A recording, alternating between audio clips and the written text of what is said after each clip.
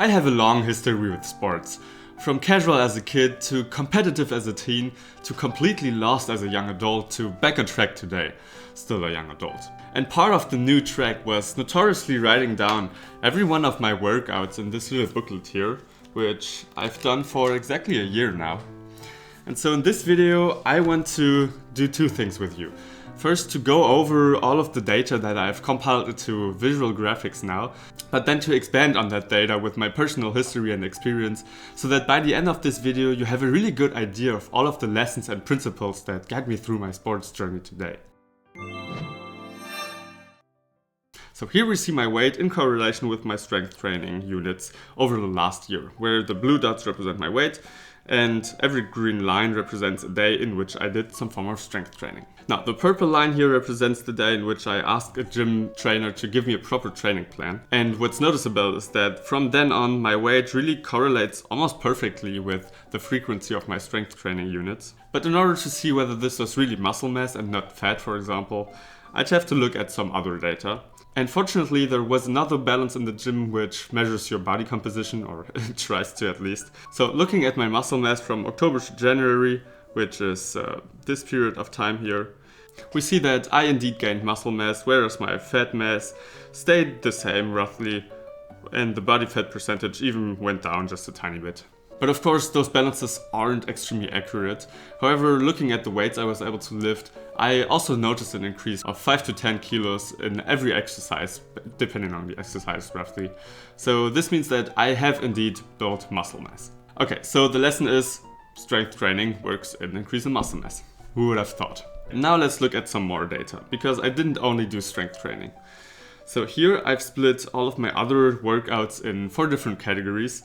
And before I did strength training rigorously, it was possible that I did 2 types of workouts in a day, so I've counted them twice, but after that, not anymore. So what we notice immediately is that at the beginning I ran a lot, and that these workouts fit nicely with these 2 lines here, which were a marathon and a half marathon respectively. But then after the half marathon, I didn't run at all anymore since now really, which is over half a year ago. And as you can imagine, this was because I hurt myself during that run, which you can also see by the amount of recovery trainings that I did a bit before and after this half marathon. And this is also part of the reason I started strength training more rigorously, because I wasn't able to run anymore, which is represented by this same line here. And the last line, I will cover that in the next video because it's already in January. But I changed my training style a bit, which is why I don't think the categories I've made up fit 100% anymore. So I've tried plotting these other trainings against my weight too. Now it's a bit messy, but you can still make out the types of trainings I did with the 4 purple lines right here as reference. And so what we can see is that my weight really started to increase after my half marathon. So it's not really clear whether this is because I started with strength training or because I stopped running. Because while I ran, my weight was actually decreasing, so it really suggests that running does burn fat.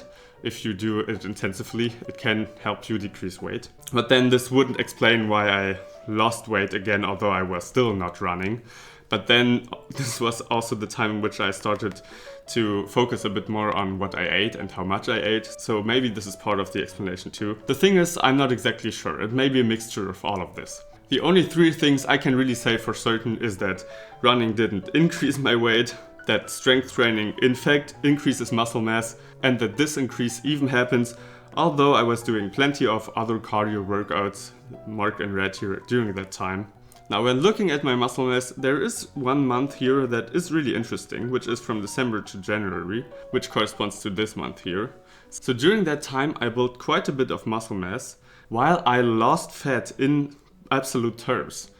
And the effect is even more extreme in the body fat percentage. So what did I do during that time? So when looking at the water in my body, you can also see that this stayed constant right up until December, went up till January, and then also stayed quite constant from then on. So what you have to know is that December here is when I started taking creatine. And so in case you don't know what creatine is, it's actually the thing I have right here.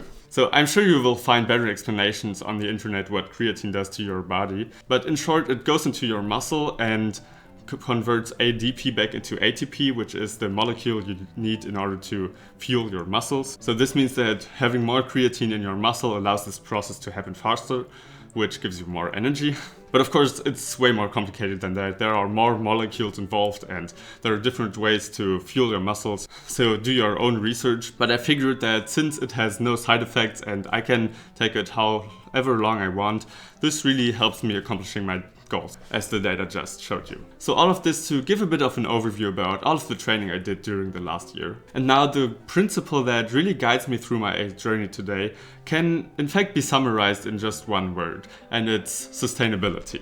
And for the rest of this video, I want to really dive deep into this concept and why it's so important to me. So I've made a model to illustrate how I think of sustainability. So if we think of our ability to perform as a circle around the point of inactivity, then to me there are different types of performance. Once there is the healthy circle, which includes every form of movement or activity that you need to do in order to, well, stay healthy. Beyond that boundary, however, is where we step into unsustainable territory, which also has a boundary which is the maximal effort, and you can't do effort beyond your maximal effort. So what separates these two territories is that the healthy effort actually makes your healthy circle grow, which means that over time you will be able to perform more and more until, well, the day you die. Of course not, then there's aging effects which reverse the circle, etc. But I don't want to get into this. But beyond that is the unsustainable activity territory. And this one is a bit more complicated because it actually makes the maximal effort border also grow to the outside. However, this comes at the cost at the healthy circle, which actually shrinks with time spent in the unsustainable area. And what's so tricky about it is that the maximal health border grows much faster than it makes the healthy border shrink. And the challenge I faced with all of my training years till now is really to differentiate these two areas and to know where the boundary is between healthy and unsustainable effort. And now this model explains really well how I got to a point of an injured knee like that. Because at that point I didn't think of training like that. For me there was only effort or no effort. And so what happened is that during my training, I always went for maximal effort because I didn't see a reason to give less effort than I was capable to in training. And in fact, it worked very wonderfully. I made so much progress in such a short amount of time. However, my knee was not so happy with how I trained, and so on one day it just started hurting, and it wasn't that bad. I thought I would survive it for this competition. But yeah, I was wrong. I had massively underestimated the amount of damage you can make to yourself in such a short period of time if you're overdoing things so much. Because during the half marathon, I was literally on the border of maximal effort. I could not have run it a second faster. And so going out so much on the effort side really gave a massive punch to my health circle, which shrank a lot in that one event.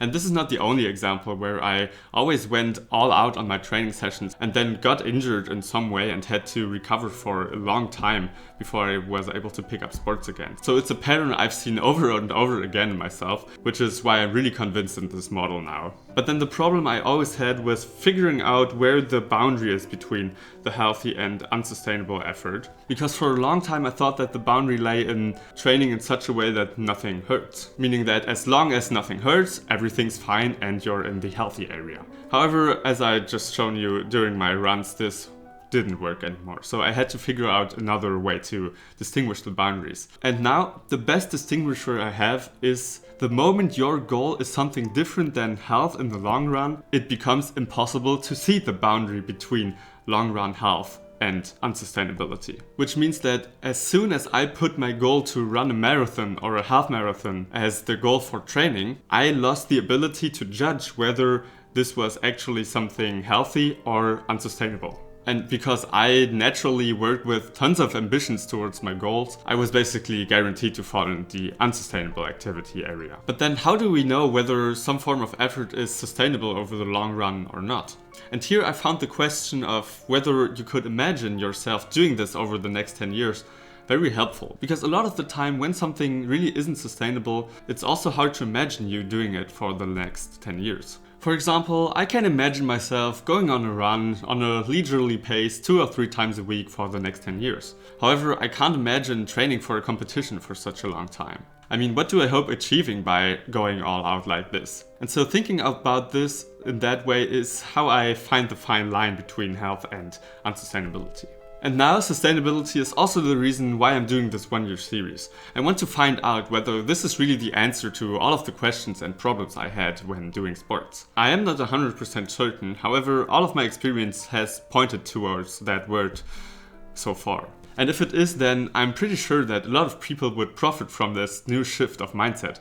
Because I really feel like there's some black and white thinking when it comes to sports in our society, which I myself was guilty of doing. Whereas either you're not doing sports at all, or you're doing difficult training or some 30 or 60 or 90-day challenges.